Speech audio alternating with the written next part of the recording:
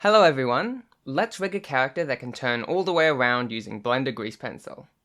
It's been some time since my last video, and during this time I've been trying to develop a rigging method that would allow us to create a 360-degree character rig. And I did it! Sort of. I actually found two different ways to do it, and in this video we're going to look through both of these methods and when you would choose one over the other. The first method is great if you're okay with your rig being a little bit janky, but you want to animate really fast and keep a lot of flexibility. The second method is great if you want a more streamlined workflow, but with a little less flexibility. Before we get into it, I just want to put a disclaimer here. This tutorial is not aimed at people who have never used Blender before. We're going into this video assuming that you know how to add grease pencil objects, how materials work, how to draw inside a grease pencil object, the basics of how to use an armature object like adding bones, and understanding how edit mode versus pose mode works, that sort of thing. Alright, so both methods actually start the same, so let's go through the setup. First, we need a design and turnaround. Once we have that, we need to draw it in grease pencil. This involves creating separate grease pencil objects for every element, like the upper arm, forearm, hand, etc. This can be difficult because you need to think ahead a little bit about how the rig is going to work. The next step is to set up your rig for the first view.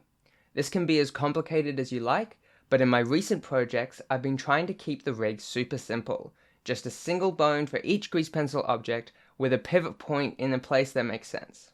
You can go a step further by adding inverse kinematics and weight painting, etc., but I've found that if you need the rig to be done quickly, and you still need a maximum flexibility and speed when animating, it's better to avoid adding too many bones or mechanisms. At this point, we need to attach our grease pencil objects to the rig. Whenever possible, I like to do this by simply selecting the grease pencil object, shift selecting the armature, then entering pose mode, we select the correct bone, press Ctrl P and choose the bone option in the drop-down menu. By parenting this way, it allows us to add new grease pencil keyframes without breaking the connection to the rig. However, if you need different elements within one object to be parented to different bones, you can parent each grease pencil layer individually by looking under the Relations tab under the Layer Properties and choosing the armature object and the correct bone. The downside of this is it may result in your grease pencil object being offset strangely, and you'll have to move it back into place manually. Finally, if you need a grease pencil object to bend and warp with the bones, you'll either need to use a lattice, or you'll need to add weight painting using the vertex groups and an armature modifier. The downside of this is if you ever need to add a new grease pencil keyframe, you'll have to reapply the weight painting. Once we have the front view rigged up, we simply have to take our character design and animate it along so that at each frame, a different view lines up with our rig. Then we just go to frame 2 and enter wireframe mode so that our grease pencil objects don't distract too much from the design. Then in pose mode, we simply animate each bone into their new position, making sure that their pivot points make sense for the new angle. Now, when we exit wireframe mode, you'll see that it looks pretty messed up. So we have to go through each grease pencil object and either edit it into place using proportional editing or sculpt mode, or we simply have to add a new blank keyframe and draw it again. Once we've gone around and adjusted all the grease pencil drawings, we simply repeat the process for the next angle in the turnaround until we're done and we've animated the entire turnaround. This is pretty cool, but we need to figure out a way to apply these poses when animating. My first thought was a pose library. This would be amazing because we could simply have a panel open with an image of each view, and then as we're going along the timeline adding keyframes, we could simply click on the angle that we want to apply and it would appear. We could even take the current pose and mix it with a pose in the library for some smoother transitions. However, we have a problem. The way that this turnaround works is by lining up the keyframes for the pose and the keyframes for the grease pencil objects. There's nothing tying the grease pencil keyframes to the armature's keyframes, And unfortunately, at the moment, a pose library can only store keyframes from the armature. Grease pencil keyframes cannot be stored in the pose library or even in action. So here is where the two solutions for a turnaround rig split, as both solutions have their pros and cons. The first one is a little janky and it can slow down the animation process a little bit, but it doesn't place any limitations on your rig, and so this is currently my favorite of the two solutions, and the only one that I've used in my professional work. So if we can't use the pose library that's built into Blender, we'll just have to make our own, just for our rig. So we can simply disable the only show selected filter on the dope sheet, and then select all the keyframes and move them to the end of the timeline. You can always move these further away if you run out of space in your animation, but for now I'll just move them about 100 frames away. Now we can re-enable the filter and begin animating. So we begin by just setting up our keyframes. This is fairly simple at first until we need to switch to a new angle. This is where it's a bit more tedious than I would like it to be, but it does work, and I've found that in practice it doesn't slow me down as much as you might think. We simply select all the grease pencil objects in the outliner as well as the armature, make sure you've got all the bones selected in pose mode, and then we can simply navigate to the end of the timeline where our pseudo pose library is stored, find the angle we would like to apply, and just copy the keyframes onto our new pose. Now we can continue animating as usual, until, oh no, I've reached a point in the animation where I only want the head to change angle, while the rest of the body stays the same. Here's where you'll probably find organizing your grease pencil objects really helpful. Because it's all in the head collection, we can easily select the grease pencil objects that make up the head, shift select the armature, and make sure that in pose mode only the bones for the head are selected. Then we can go to our pose library and copy the correct view into place.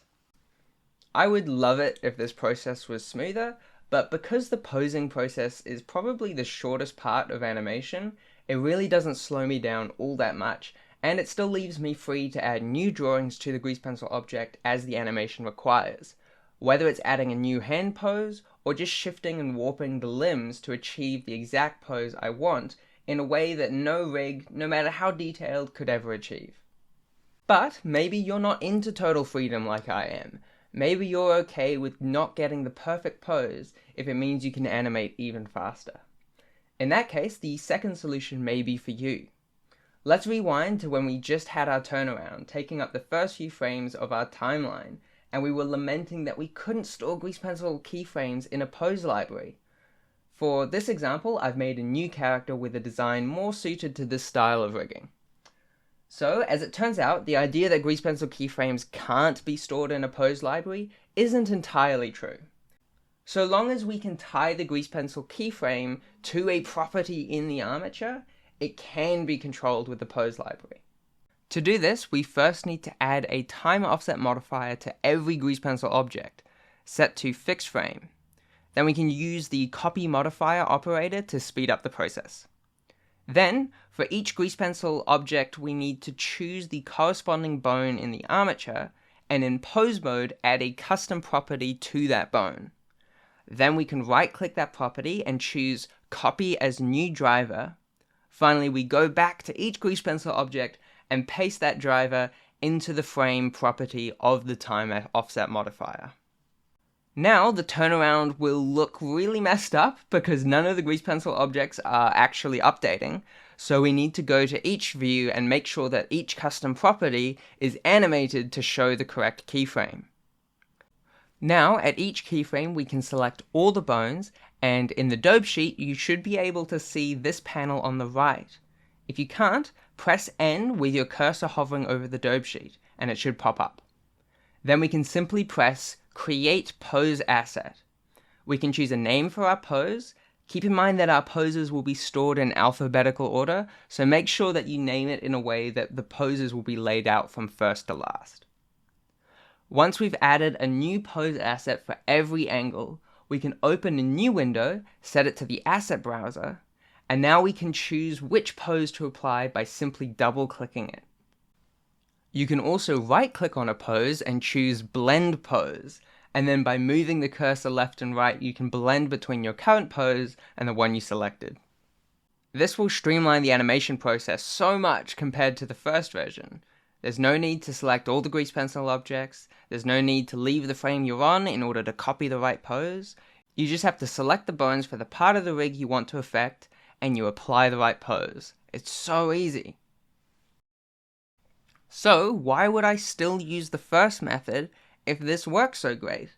Well, because we added the time offset modifiers, it became a lot more tedious to add new drawings or adjust existing ones. With the first method, you simply select the object you want to adjust, enter sculpt mode or edit mode, and make the adjustments that you want to, and Blender will automatically create a new keyframe and you're done. With this second method, you have to select the object you want to adjust, disable the time offset modifier, find the keyframe you want to adjust at the beginning of the timeline, copy it to the current frame, make your adjustments, move your new frame back to the end of the others, re-enable the modifier, select the bone for that object, and adjust the custom property to show the new keyframe. That is a lot more steps. Now, I've found that you can cut out some of these extra steps if you set up the rig so that each grease pencil object has two layers, one that's influenced by the time offset modifier and one that isn't. And then you use another custom property to drive the opacity of these layers, and that way, when you need a new drawing, you can simply switch to the second layer and draw what you need to on that frame, like you would with method 1. It's still tricky if you want to adjust an existing drawing, but for creating new ones, it's really not so bad. So, in conclusion, I think it's amazing that it is in fact possible to rig a character with a 360-degree turnaround, because for a long time, I've been trying to figure this out and I just have had a bit of a mental block, and I was beginning to just think it couldn't be done. But it can be done. It's not perfect, and if you can think of a way to improve this system, please reach out and I'd be happy to try and develop this further. Thank you for watching, and if you have any questions, please leave a comment and I'll do my best to help you out. If you make any projects using this method, I'd love to see what you do. Alright, I'll see you around.